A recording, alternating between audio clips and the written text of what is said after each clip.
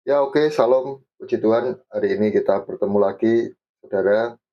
Saya hari ini akan sharingkan apa yang sudah diajarkan Tuhan tentang the power to get wealth, kekuatan untuk memperoleh kekayaan. Apa ini dan bagaimana caranya? Mari kita belajar bersama. Sebelumnya kita berdoa dulu. Bapak, kami bersyukur Tuhan atas segala kasih, kebaikan dan kemurahan-Mu Tuhan. Terima kasih atas penyertaan-Mu, perlindungan-Mu Bapak. Terima kasih Tuhan. Sebentar kami ingin belajar firman-Mu Tuhan. Ajari kami Tuhan. Buka rahasia-Mu Tuhan. Sehingga kami bisa mengerti dan kami bisa menangkap janji berkat-Mu. Dan Kau bisa pakai kami sesuai dengan kehendak-Mu. Terima kasih Bapak. Berkati kami Tuhan dengan firman-Mu hari ini. Demi nama Tuhan Yesus kami sudah berdoa dan kami mengucap syukur. Haleluya. Amin. Amin. Puji Tuhan. Oke, hari ini saya akan sharingkan the power to get wealth. Kekuatan untuk memperoleh kekayaan. Kita baca dulu di Ulangan 8 ayat yang ke-18. Perhatikan ya.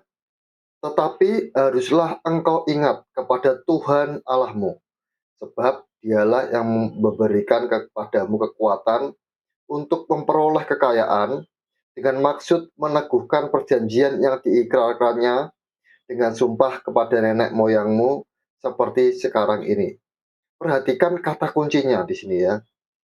Dikatakan, tetapi haruslah engkau ingat. Jadi ini kunci the power to get wealth.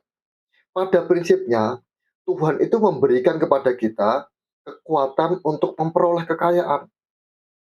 Janji Tuhan itu diteguhkan dengan ini. Tuhan pernah berjanji kepada Abraham, maka segala keturunanmu akan menjadi berkat. Inilah janji yang diberikan Tuhan kepada nenek moyang kita. Jadi saya berpikir ya, karena banyak orang tuh salah menangkap antara orang kaya dan Lazarus. Kemudian kalau gitu saya jadi miskin saja.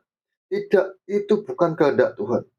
Kehendak Tuhan adalah supaya kita kaya.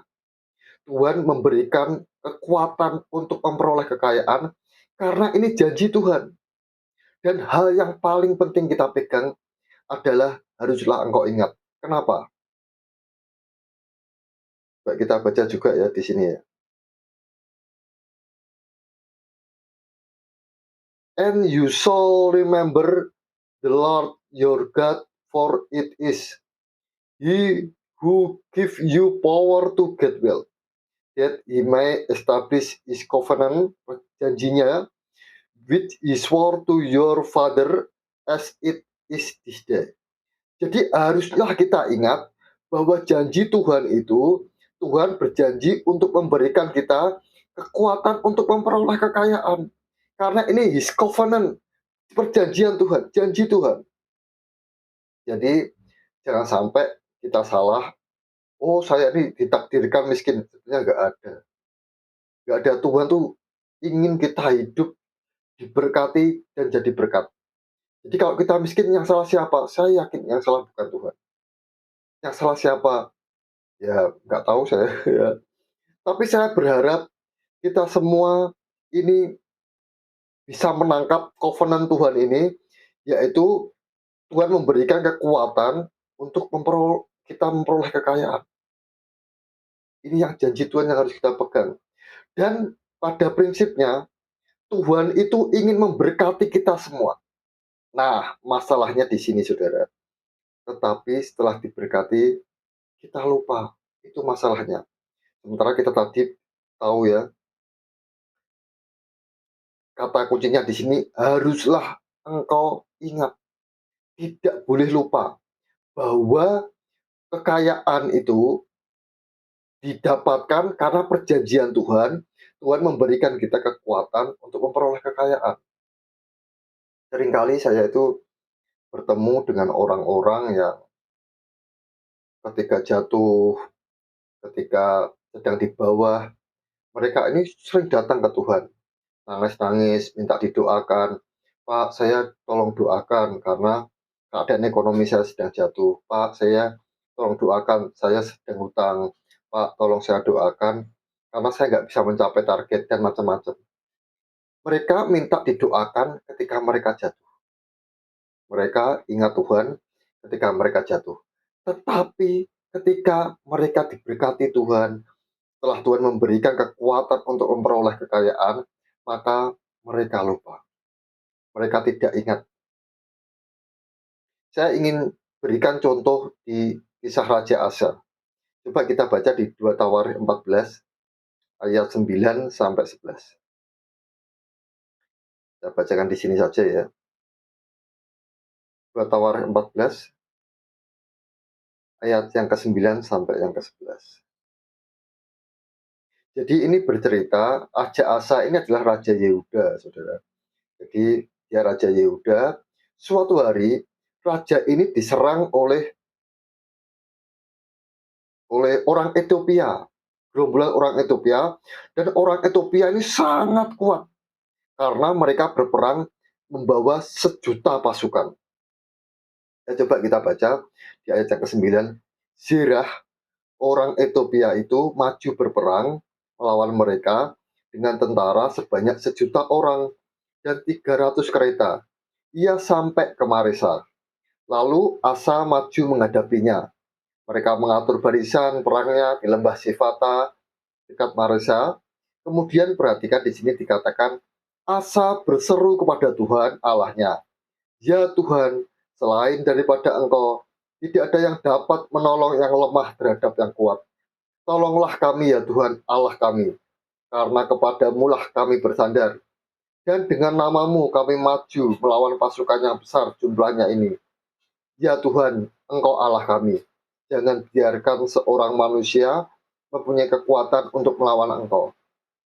Jadi Raja Asa suatu hari diserang oleh orang-orang Ethiopia, 1.000.000 orang pasukan dengan 300 kereta. Ini sesuatu pasukan yang sangat besar.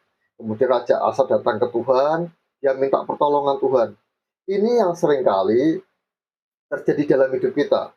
Ketika kita jatuh, ketika perusahaan kita bangkrut, ketika kita dipecat, ketika ekonomi sedang jatuh, itu banyak orang datang ke Tuhan. Mereka seperti Raja Asa ini. Tuhan, aku nggak punya kekuatan. Aku tidak bisa apa-apa, Tuhan. Aku sudah tidak punya apa-apa. Mereka datang ke Tuhan. Kemudian Tuhan seperti yang tadi saya katakan, prinsipnya tadi, Tuhan berjanji bahwa dia memberikan kekuatan untuk memperoleh kekayaan. Ya kalau kita baca, kemudian Tuhan berperang dan Tuhan membuat Raja Asa menang. Ini kalau bukan Tuhan, nggak mungkin ya. Saya seringkali berkata, saya ini kalau bukan karena Tuhan tidak bisa apa-apa. Semua yang saya lakukan itu karena anugerah Tuhan. Kalau ada orang pinter, itu banyak di dunia. Orang yang lebih pinter, lebih kuat, lebih punya kemampuan dibandingkan saya, dibandingkan kita lah. Misalnya saudara punya usaha. Saya yakin saudara kenal orang yang punya usaha, dia orang yang pintar. Mungkin pendidikannya tinggi tentang bidang itu. Dia juga dari keluarga yang sangat kaya. Dia orang yang kuat. Banyak hal yang seperti itu. Itu seperti orang Ethiopia yang melawan kita. Tidak ada yang bisa menolong orang yang lemah daripada yang kuat selain Tuhan. Kemudian kita berseru ke Tuhan. Kita minta tolong ke Tuhan. Nah, perlu diperhatikan. Jadi kekuatan untuk memperoleh kekayaan ini akhirnya tetap kita diberkati. Tetap tidak mungkin karena ini prinsip Tuhan. Ini kehendak Tuhan bahwa Tuhan ingin kita kaya. Tuhan berjanji memberikan kita kekuatan untuk memperoleh kekayaan, bukan kekuatan untuk miskin, bukan, nggak ada. Tuhan ingin kita kaya. Ini janji Tuhan, covenant Tuhan. Kemudian kalau kita baca di 2 Tawarikh 14 ayat yang ke-15 dikatakan tenda-tenda pemilik ternak pun direbut mereka dan banyak kambing domba dan unta diangkutnya sebagai jarahan. Lalu mereka kembali ke Yerusalem. Jadi akhirnya Raja Asa ini diberikan janji Tuhan itu, power to get wealth. Raja Asa menang, kemudian mereka menjarah dan menjadi kaya. Ya banyak orang yang mungkin nggak mengerti ya bahwa sebenarnya dalam dunia ini peperangan, saudara. Kita punya peperangan, apapun yang kita lakukan, mungkin bisnis, pelayanan atau apapun juga, itu sebuah peperangan. Dan Tuhan berjanji, Tuhan memberikan kekuatan untuk kita memperoleh kekayaan.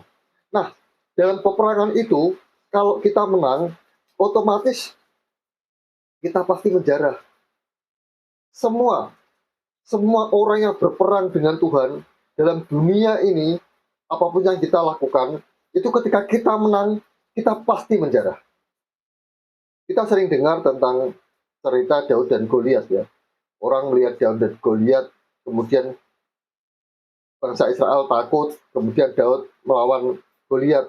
Apa benar mereka menjarah? Apa benar mereka jadi kaya? Coba kita baca nih. Di 1 Samuel 17 ayat 53. Saya bacakan 1 Samuel 17 ayat 53. Kemudian pulanglah orang Israel dari perburuan hebat atas orang Filistin itu, lalu menjarah perkemahan mereka.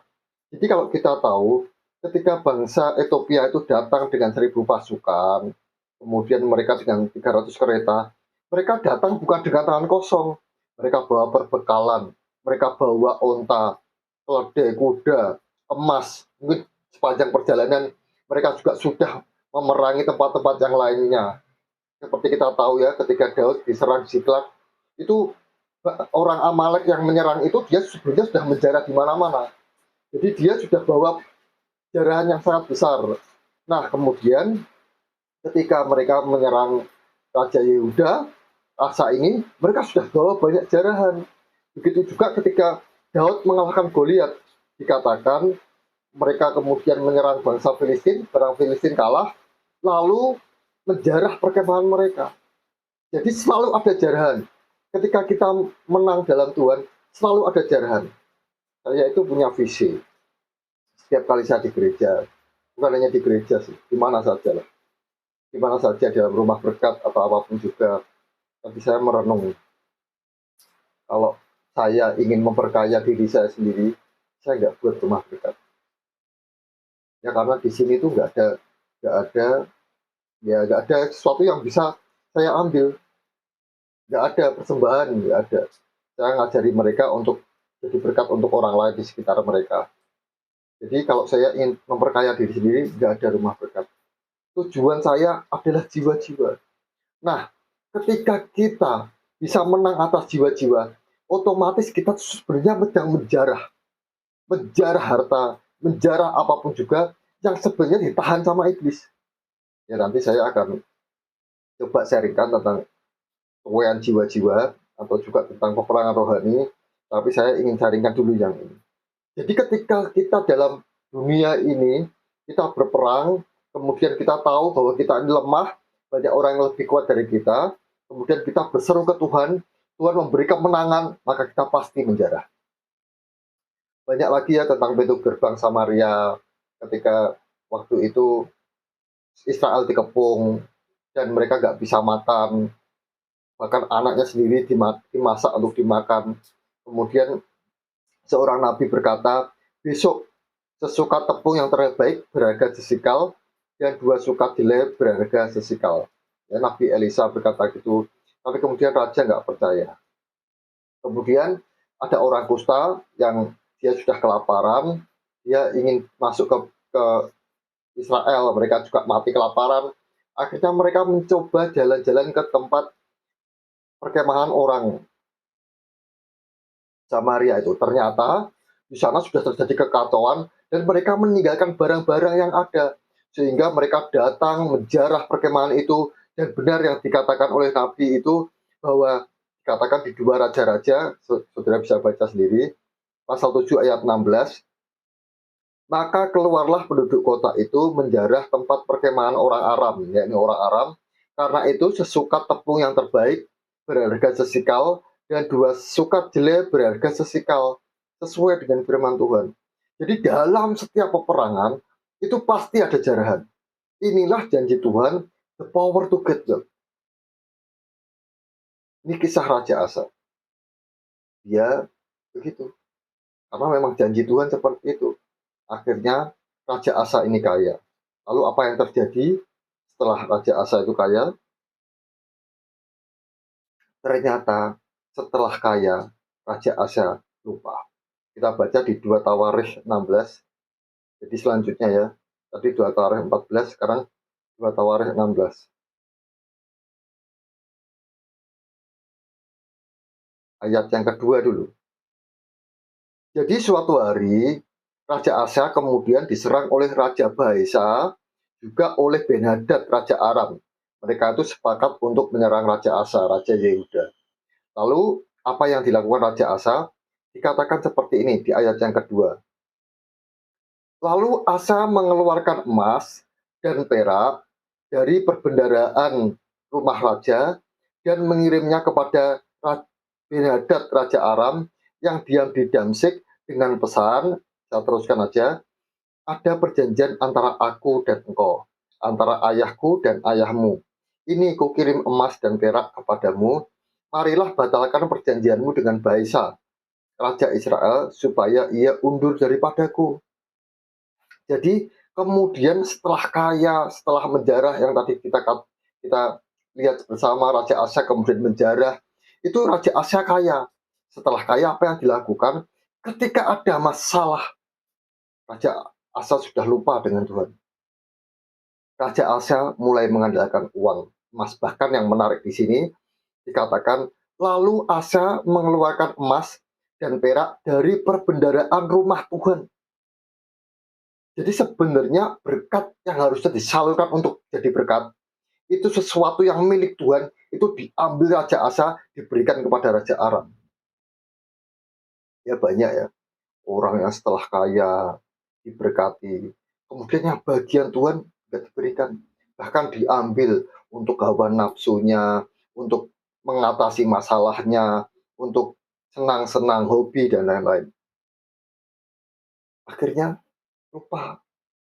Setelah kaya, setelah diberkati, lupa dengan Tuhan. Saya seringkali menghadapi orang seperti ini, sehingga the power to get wealth ini nggak bisa nyata dalam hidup mereka.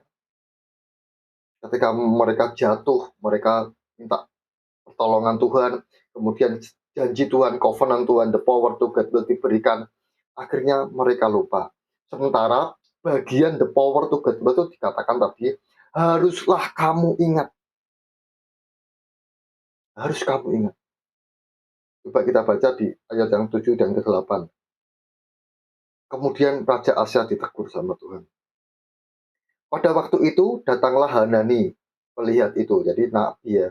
Pelihat itu zaman dulu, nabi itu dikatakan juga pelihat. Atau dia bisa melihat rema Tuhan, melihat pesan Tuhan.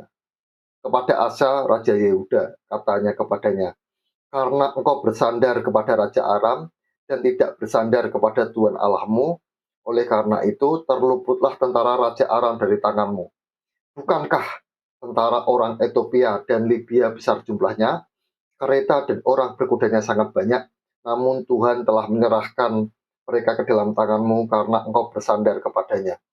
Jadi seringkali, ya ini kelemahan sih, saya nggak tahu kenapa ya, orang itu kalau sudah diberkati Tuhan, kalau sudah kaya, sudah mendapatkan kekuatan untuk memperoleh kekayaan, kemudian mereka tidak lagi mengandalkan Tuhan. Kemungkinannya mereka mengandalkan uang, mengandalkan kekuatannya, mengandalkan berkat-berkatnya, dan mereka lupa dengan Tuhan. Ya berapa banyak di sini yang orang kaya, yang kalau ada masalah sukanya lari ke Tuhan. Padahal, maaf, yang ada masalah sukanya lari ke uang. Sementara dulu, pada waktu nggak punya apa-apa, mereka suka lari ke Tuhan. Sekarang, suka lari ke uang. Padahal mungkin masalah yang dulu lebih besar daripada masalah yang sekarang. Tetapi karena mereka merasa ada, merasa sudah punya uang, sudah diberkati, sudah punya kekayaan, maka mereka tidak lagi mengandalkan Tuhan. Sudah lupa dengan Tuhan. Akhirnya kalau kita baca yang terjadi dengan Raja Asa di 2 Tawarikh 16 ayat 12 dan 13. Pada tahun ke-39 pemerintahannya, Asa menderita sakit pada kakinya yang kemudian menjadi semakin parah. Namun dalam kesakitannya itu ia tidak mencari pertolongan Tuhan, tetapi pertolongan tabib-tabib. Kemudian Asa mendapat perhentian bersama nenek moyangnya. Ia mati pada tahun ke-41 pemerintahannya. Akhirnya Raja Aksa sakit dan mati. Kekayaan tidak bisa membeli kebahagiaan. Kekayaan tidak bisa membeli keselamatan. Kalau kita diberkati Tuhan, itu Tuhan ingin kita menjadi saluran berkat. Jangan sampai kita menjadi lupa dengan Tuhan. Ketika janji Tuhan, the power to get wealth itu nyata, jangan sampai kita mengejar hawa nafsu sendiri. Bahkan seringkali uang yang seharusnya itu milik Tuhan, kita pakai juga untuk diri kita sendiri. Entah itu untuk apa, karena tidak lagi mengandalkan Tuhan. Untuk misalnya kita sakit sekarang, aku mau berobat ke Amerika, kemana, sampai Tuhan aku nggak memberi dulu Tuhan. Karena ini untuk berobat, nggak lagi mengandalkan Tuhan. Ya, untuk hobi, untuk hawa nafsu, dan lain-lain, akhirnya mereka lupa dengan Tuhan. Kekayaan nggak bisa membeli keselamatan, kesehatan. Mungkin saudara bisa berobat, periksa, tetapi kesehatan itu, kesembuhan itu milik Tuhan. Dokter itu sarana.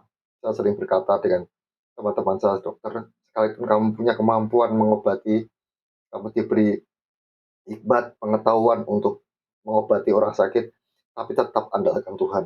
Berdoa dulu, misalnya mau operasi atau mau apa, doa, karena kesembuhan itu di tangan Tuhan.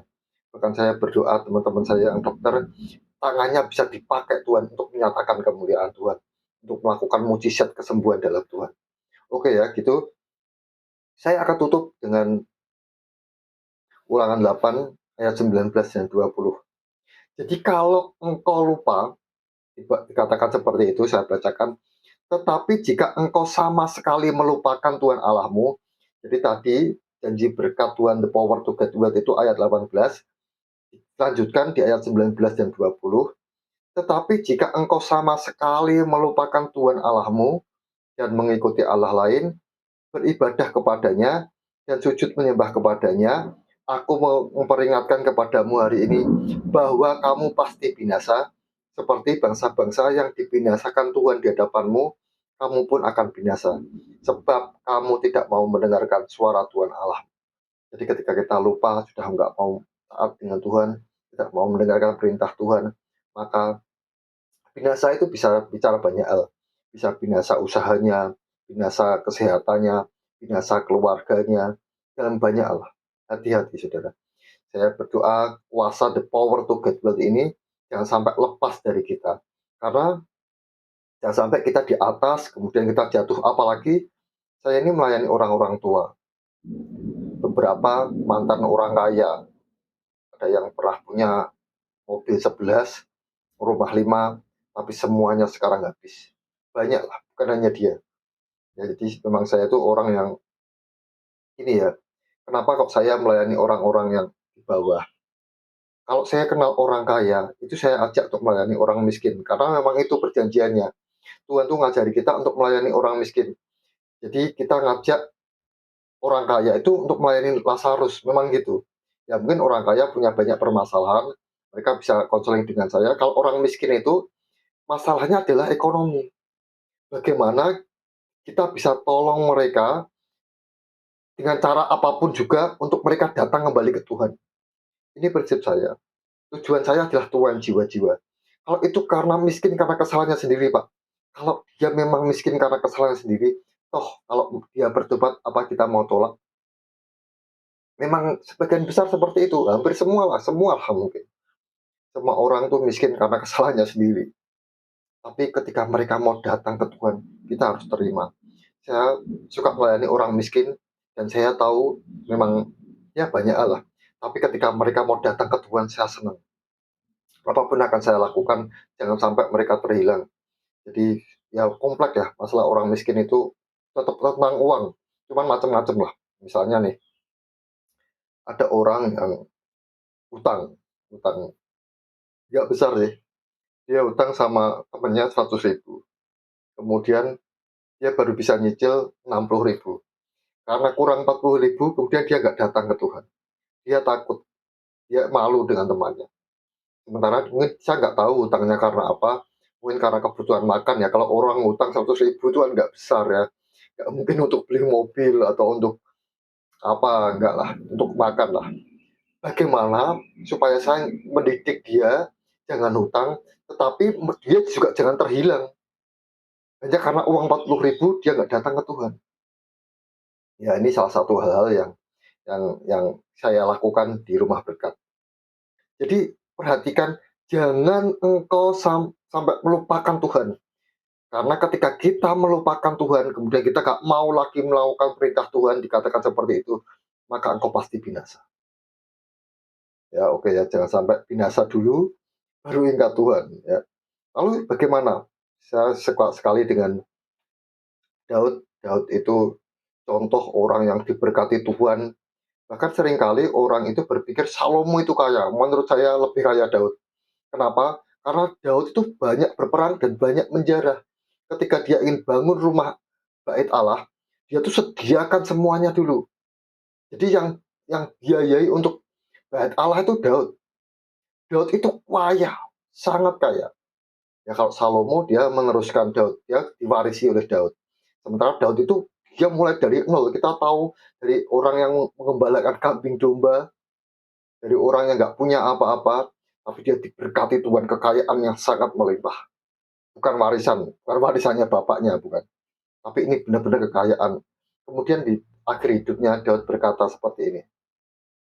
Sebab kekayaan, ini 1 Tawarikh 29 ayat 12, sebab kekayaan dan kemuliaan berasal daripadamu, dan engkaulah yang berkuasa atas segala-galanya. Dalam tanganmu lah kekuatan dan kejayaan. Dalam tanganmu lah kuasa membesarkan dan mengokohkan segala-galanya. Jadi Daud ingat bahwa semuanya adalah daripadamu Tuhan. Kalau kita bisa memberi persembahan, kalau kita bisa jadi berkat, semua itu daripada Tuhan. Bukan karena kekuatan kita, karena Tuhanlah yang memberi kita kekuatan untuk memperoleh kekayaan sesuai dengan janjinya. Saya berdoa jangan sampai kita jatuh bangun, jatuh bangun, jatuh bangun, karena saya melihat banyak orang jatuh, kemudian dia berseru ke Tuhan, diangkat Tuhan, jadi berkat, kemudian lupa dengan Tuhan, akhirnya jatuh. Ya bahaya, jangan sampai seperti itu. Dan lebih bahaya lagi, jangan sampai kita mati seperti orang kaya dan Lazarus yang akhirnya menderita di alam maut. Saya berdoa hari ini kita belajar untuk menangkap the power to get wealth itu dengan benar, benar sesuai dengan kehendak Tuhan. Oke, saya kira itu saja yang bisa saya ringkan. Saya berdoa janji Tuhan, the power to get wealth ini kita tangkap semuanya. Dan hati-hati, jangan sampai melupakan, karena haruslah engkau ingat. Ya, poinnya di situ. Haruslah engkau ingat. Karena ini pada prinsipnya adalah janji Tuhan. Oke, kita tutup dengan doa. Bapa, kami bersyukur Tuhan atas segala kasih, kebaikan, dan kemurahan-Mu Tuhan. Ajari kami untuk mengerti firman-Mu. Ajari kami bertindak benar. Kami tidak ingin melupakan Engkau Tuhan, kami tahu segalanya adalah daripadamu. Engkaulah yang memberkati kami, karena itu janjimu untuk kami dan semuanya Tuhan, dan anak cucu kami Tuhan. Biarlah the power to get back, kekuatan dan kesehatan, janjimu itu Tuhan, dapat kami tangkap dan terus menjadi janji dalam hidup kami, dan kami terus kau berkati dan menjadi saluran berkat-Mu. Terima kasih Bapa. Demi nama Tuhan Yesus, kami sudah berdoa, dan kami mengucap syukur. Haleluya. Amin. Amin. Puji Tuhan. Terima kasih Tuhan Yesus memberkati. Salam.